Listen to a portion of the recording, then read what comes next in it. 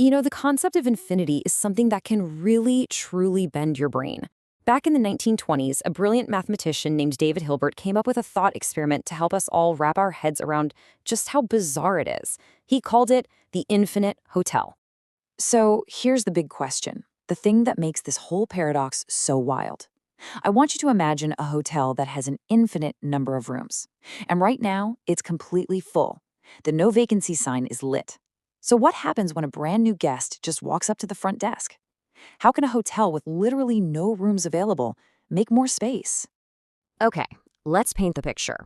We've got our hotel, and it has rooms numbered 1, 2, 3, and they just keep on going forever. And we have our hero for the night, a very, very hardworking night manager. And on this particular night, like we said, the hotel is totally booked. Every single one of its infinite rooms has a guest. And right on cue, a man walks through the door and asks for a room.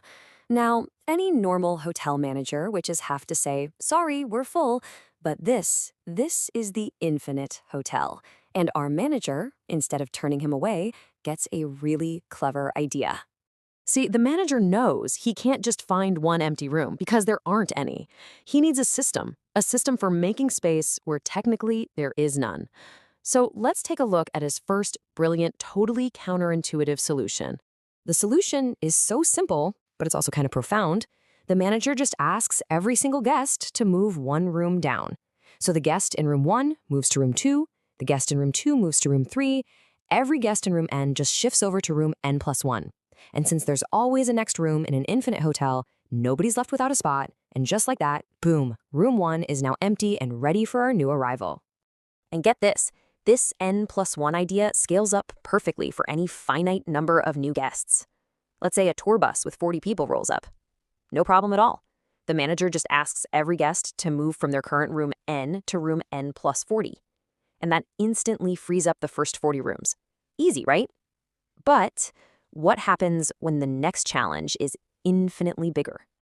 As if on cue, an infinitely large bus pulls up. And it's carrying what mathematicians call a countably infinite number of passengers, and every single one of them wants a room. Okay, this is a whole new level of problem. Now our manager is really stumped. That n+40 trick is useless here. You can't just ask us to move to room n+infinity. That doesn't make any sense. It's not a number. He's gonna need a completely different strategy. And then it hits him, a new, beautiful, elegant rule. He asks every current guest to take their room number n and simply move to the room number 2n. So the guest in room 1 moves to room 2. The guest from room 2 packs up and heads to room 4, and so on. And just look at the result of this. By moving every current guest to an even-numbered room, the manager has magically freed up all of the odd-numbered rooms. Room 1, 3, 5, 7, all the way on up to infinity. That's an infinite number of empty rooms for the infinite passengers from the bus. Problem solved. But the night isn't over yet, not even close. The manager looks outside and sees something that seems absolutely impossible. An infinite line of infinitely large buses. Each one is packed with a countably infinite number of passengers. This is the ultimate logistical nightmare. Just when he's about to despair, inspiration strikes from ancient history. He remembers something the Greek mathematician Euclid proved way back around 300 BCE, that there is an infinite supply of prime numbers. Numbers like 2, 3, 5, 7, 11, the ones that are only divisible by 1 and themselves. This is his masterpiece. He gives each group a unique prime number. The existing hotel guests, they get the first prime, which is 2.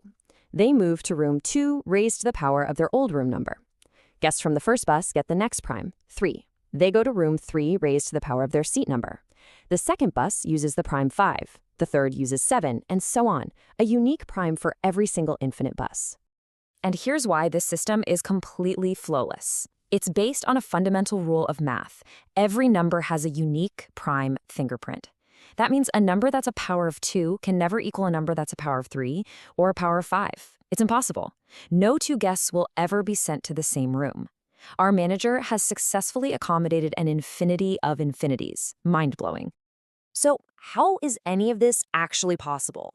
I mean, it feels like we're just breaking the rules of math, but we're not. We're just operating under the very strange rules of a specific kind of infinity. You see, all of the manager's tricks only work because we're dealing with what's called countable infinity, or Aleph zero. It's kind of the lowest level of infinity. All it means is that even though the set goes on forever, you can still count it. You can put every single element in a one-to-one list with the numbers we all know, 1, 2, 3, and so on. And this brings us to a crazy realization. Not all infinities are the same size. Nope, Hilbert's hotel only works because the rooms and the guests are countable. But there's a bigger, denser kind of infinity out there called uncountable infinity. This includes all the real numbers, every fraction, every decimal you can think of. With those, the manager's tricks would totally fail because you can't make a systematic list. Between any two real numbers, there's always another one. I mean, just try to imagine that. A hotel with room 1/2, room pi, and room square root of 2. The guest in room 1/2 might feel like he's got less space than the guy in room 1, and you just know the guest in room pi would be expecting a free dessert. It would be total, absolute chaos. Our poor manager's clever tricks wouldn't stand a chance. So, after this absolutely wild night at the Infinite Hotel, what's the big takeaway from all this? Let's do a quick recap of the manager's incredible solutions. This table really sums up the manager's genius perfectly. For each escalating challenge, he found the perfect mathematical key. For just one guest, it was simple addition. For a countably infinite bus, he used multiplication. And for an infinity of infinite buses, he unlocked the incredible power of prime numbers. But, when you get right down to it, Hilbert's paradox isn't really about hotels. It's a story. It's a story designed to show us that infinity just doesn't play by the rules we're used to. Concepts we take for granted, like full and more, completely break down. It's a great reminder of just how challenging it is for our finite human minds to truly wrap our heads around something so vast. So while the math is just beautiful, let's be real here, it's an amazing hotel for a thought experiment, but as a guest, you might want to think twice before checking in. You just never know when the manager is going to come knocking on your door in the middle of the night with a brand new prime number-based room assignment.